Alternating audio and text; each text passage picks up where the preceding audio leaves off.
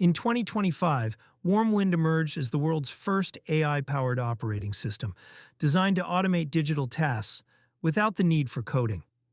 This system functions as a virtual assistant that can perform repetitive tasks automatically through a simple cloud-based interface.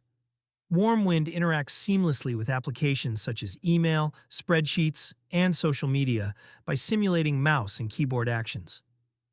Users can train it using a learning mode or guide it through text-based commands in a direct mode. No advanced technical skills are required, making it accessible to non-specialists.